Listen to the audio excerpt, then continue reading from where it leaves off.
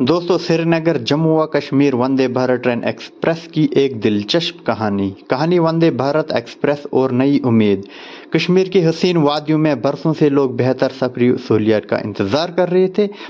पहाड़ी रास्ते, तवील बस सफर और बारिश या बर्फबारी में रुकावटें इनके रोजमर्रा का हिस्सा थी। लेकिन फिर एक दिन खबर आई कि वंदे भारत एक्सप्रेस अब जम्मू व कश्मीर में भी दौड़ेगी। जिस दिन ये ट्रेन पहली बार रवाना हुई, श्रीनगर स्टेशन पर मेले का सामा था। बच्चे, बुजुर्ग और नौजवान सबके चेहरों पर खुशी थी। सफेद और नीली रंगत वाली जदीद ट्रेन रोशनियों में जगमगा रही थी। जैसे ही इसने सिटी बजाई, यानी हॉर्न बजाई, लोगों के दिलों में एक नई उम्मीद जाग उठी। इस ट्रेन में मोहम्मद रियाज, जो एक तालिब इल्म था, पहली बार इस ट्रेन में बैठा। खिड़की से बाहर नजर डालते हुए इसने बर्फ से ढके पहाड़ों को देखा और दिल ही दिल में कहा, यह सिर्फ एक ट्रेन नहीं बल्कि हमारे ख्वाबों को तेज रफ्तार पटरियों पर ले जाने वाली सवारी है। अब जम्मू से कश्मीर का फासला आसान, महफूज और तेज हो गया।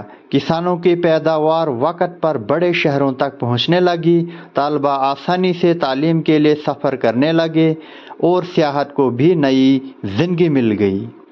यूं वंदे भारत एक्सप्रेस सिर्फ एक ट्रेन न रही बल्कि तरक्की, उम्मीद और खुशहाली की अलामत बन गई।